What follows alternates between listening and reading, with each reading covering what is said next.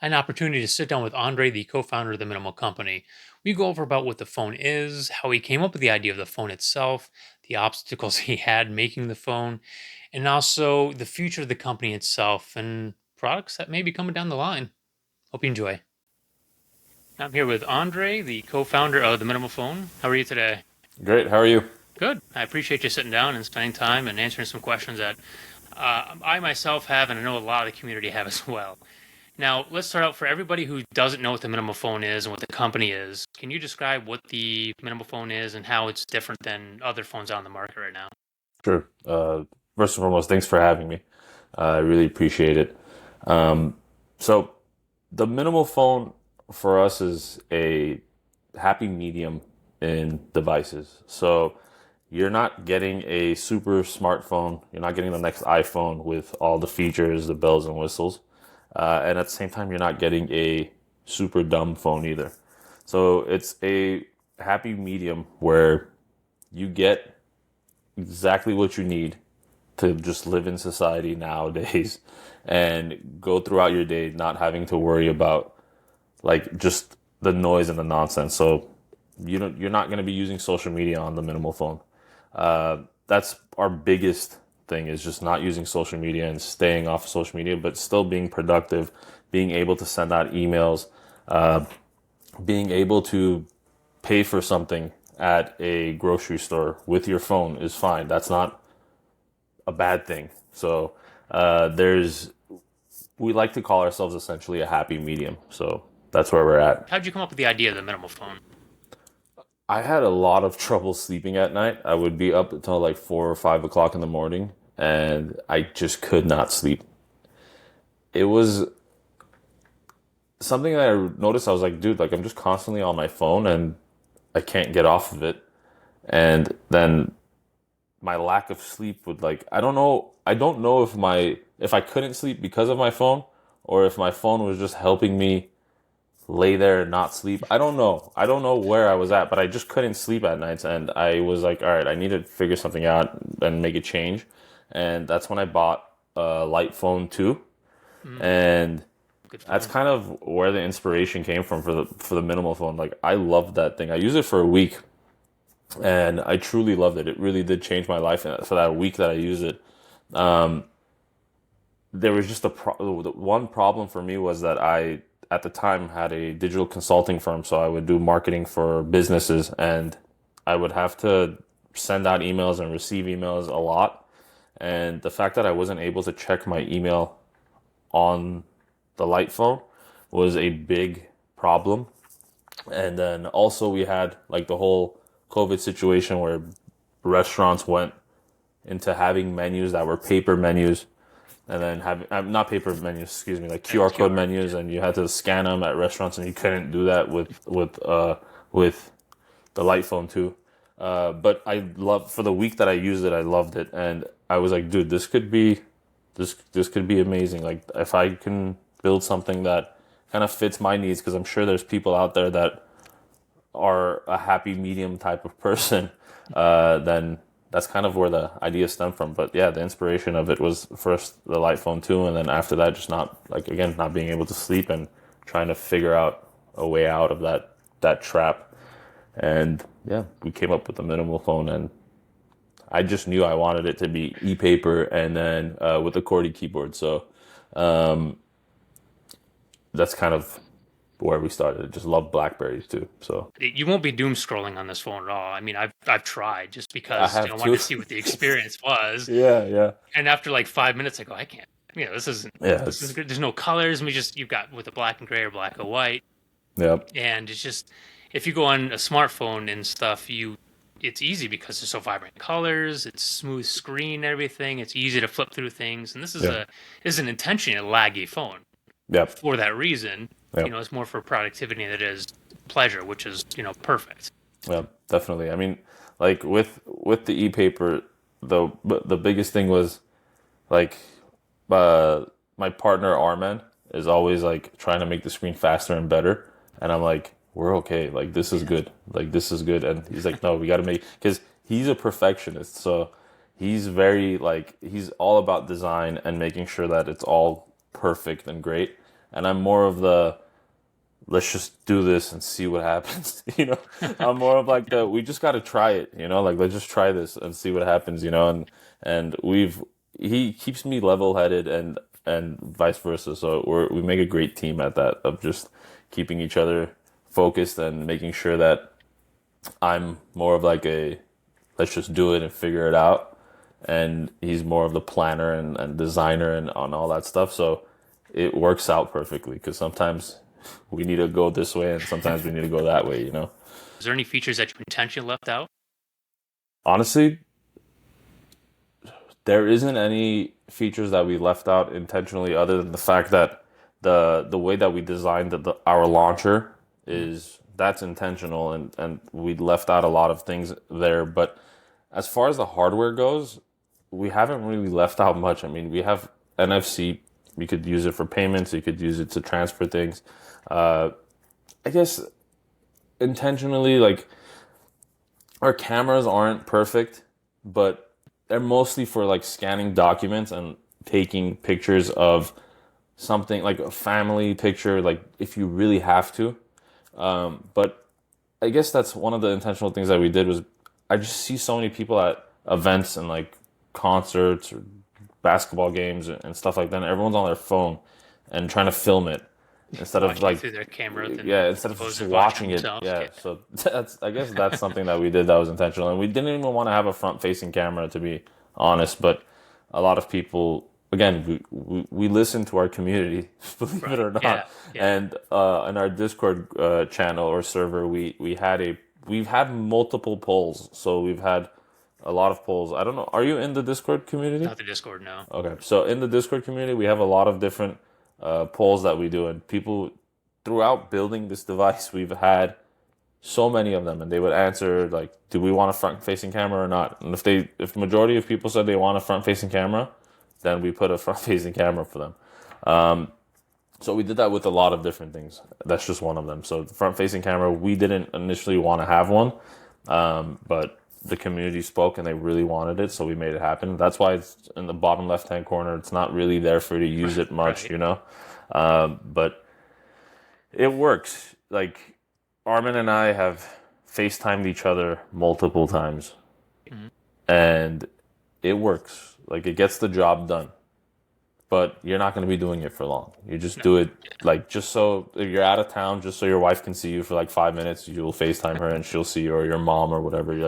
You'll get to FaceTime them. They'll see you. You'll see them. They'll still see you, and they'll get the joy out of it, and then you move on.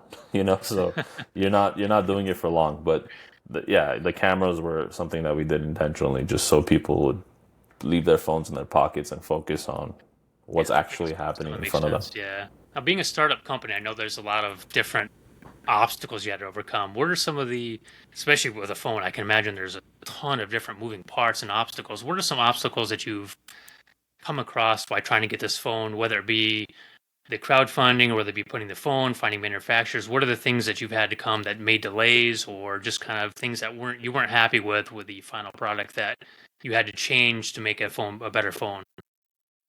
One of the biggest obstacles was getting every vendor on the same page. So, like you said, there are a lot of moving parts, and getting everybody to keep their word and deliver what they need to deliver on time is very difficult. And this is the first phone that we've ever created. So we're learning on the job essentially. So if you asked me questions about manufacturing a year ago when we first got started, I wouldn't know what to tell you. But now, a year later, we've learned a lot. So now when we have some sort of manufacturing date, we know for a fact, like, okay, it's going to happen this day or it's not going to happen this day. And this day is probably not the correct day. So we don't even mention it to our community. But the just learning for us, it was the obstacles were just learning the actual manufacturing process and actually finding a good manufacturing partner to work with, because there are obviously so many manufacturers out there. Finding the right partner was really big, because it's not an easy project, and the e-paper display adds so much more complexity to the project that if we had just done an LCD display, this thing would have been done 6 months ago. But the e-paper makes like adds an extra layer of difficulty. There's only one manufacturer that makes e-paper, and you just gotta work with them and try to get them to move and produce, and then again just bringing all of the parts together to assemble it all. That's the toughest part, I think. And also, again, going back to e-paper, like just building the drivers for the e-paper and making sure that it works properly with our CPU and our GPU and all of it. It's been brutal. Like that is, Imagine. yeah, it's not easy. Like that. What we've done essentially is we built a in between uh connector essentially. So like the best way to put it is like e-paper uses a VGA cable, which is like an old school cable, and then like the new motherboard uses or the PCB uses a HDMI, and you need like an adapter in between to kind of trick the PCB to think that it's speaking to a regular display and not a e-paper display.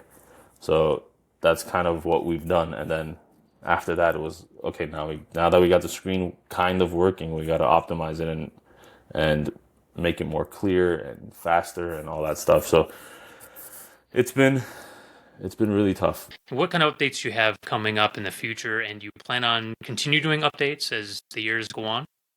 Definitely, yeah. We're trying our best. We're a small team, but we're trying our best to give out at least one update per month. Um, but again, like we're gonna fall short. We're a small team, and it's tough to say that and stick by it. But we're trying our best to provide at least one update per month, and that update will be pushed through like security patches and all that stuff too. So you'll get all the Google security patches and all that fun stuff. We plan on supporting the device for 5 years with security updates and security patches, all that.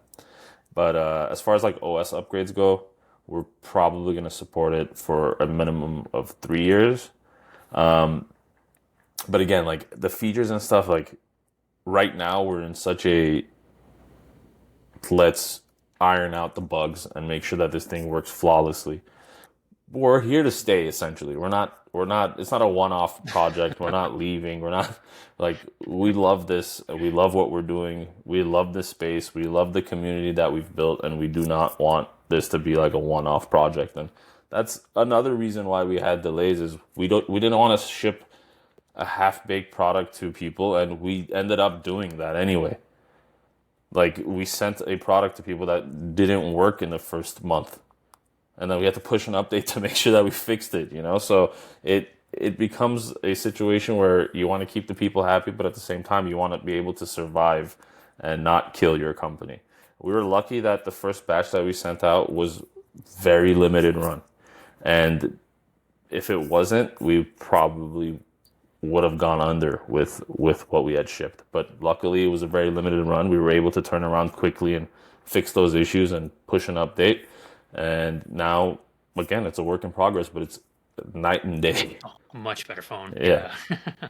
yeah, Did you think that the phone was going to be to take off as well as it has? yeah. Definitely not. I mean, Yeah. uh, I knew that there was some interest behind it because I had uh, asked on Reddit before they hated me, and people people were nice and like giving me good feedback, and I was like taking all that in. Like I would run polls again on Reddit asking people like, do you want e-paper or do you want LCD? I was like, everyone's like e-paper. It's like, okay, do you want keyboard or do you want touch? And everyone's like keyboard. So like that's when people loved me on Reddit and they were like giving us good feedback and stuff. So I took all that and kind of made the first like render of what the device would look like. And then I started running ads on Reddit, collecting people's emails. And I think at one point we had like 23,000 people on like the list of emails. And right as we went live on Indiegogo, we sent out an email, and I had no idea what was gonna happen. And I think we raised 100,000 in like the first 5 hours, Bet. Yeah. and yeah, that was like I was like, okay, we're a fifth way there, and if we didn't meet our goal, then we weren't gonna get that money, and we weren't going to be able to build a device. We didn't. It was a fixed goal at 500 grand, and everybody told us that we're insane and we should have never done that, and we should have instead done a way lower goal, and then we probably would have raised that much anyway. But it was it was definitely a surprise, and we were very, very, very nervous throughout the whole process of it. The manufacturers that we were speaking to were making it seem like this is, dude, don't even worry about it. Yeah, we'll get it done in like a week. Like, we got you. And we were like, okay, then let's give them 6 months. They said 1 month, let's give them six, you know? But it was way too optimistic, way too aggressive. And then again, we found the right partner that was realistic about it and was like, hey, like, you guys know what we're doing, right? And we're like, yeah. So I know this is the first phone you guys have. Do you have plans to eventually? I know it's way down in the future and stuff like that. Do you have plans to make another device in the future? Yeah, definitely. Yeah. Probably won't be a phone. Our next device probably won't be a phone. Oh, okay. But we will do another phone in the future. But we just want to plan it properly. Like we Yeah. want to change the way people look at us. We want to plan everything, have everything done before we even announce it. So that way we're not hitting the bumpy road that we just got over. So that's definitely something we're going to be doing. But again, like we've looked at a bunch of different devices that we want to do for our next device. So it's a good thing that we're not doing a phone because we could just focus on making the current phone better, and then also have some fun with another minimal product. The main goal is to build a suite of minimal products that just enhance people's day-to-day lives. We don't want we want to build products that people enjoy using and also help them be better people. And again, that can be done through the minimal phone is the first one, and then after that, more products to come. So a lot, just a suite of different minimal products that will again enhance people's lives, and then on top of that, grow our company and have more people on board. Like right now, we're like slowly starting to hire more people and slowly starting to grow that, and having people to communicate because we suck at it. So we hired like people to do that for us. You know, now that we have the luxury of doing that, it's like, okay, great. Now where do we lack? So we hire to make sure that we fill those holes. I think that we're gonna have a lot of fun because we are having a lot of fun, and I think it's gonna continue. And that's just the way we look at it. Like Armin and I, every day when we go to work, we're just happy to be there, and we have a lot of fun. And I don't want to lose that. I want to keep that in the company and continue having fun every day at work. And again, just grow, build more products, and have a good time doing it. We're listening and we're taking everything people are saying, and making changes to the product. So keep it up. Like, we want to hear from everybody. Even, sorry, I'm extending this conversation a little bit. Even like watching like Jose's live videos, I will watch it for an hour and I will listen to what he's saying and pick up on things that he doesn't like or that he likes about our device. And we take all of it into account. We read all the comments. Just because we don't respond to them doesn't mean that we haven't read them. Believe me, I'm reading all the comments. I'm paying attention to everything everybody's saying, and we're gonna be better. We're trying to be better, and we're growing, and we're learning. So bear with us. Best way to learn is on the go, Yeah, right? yeah.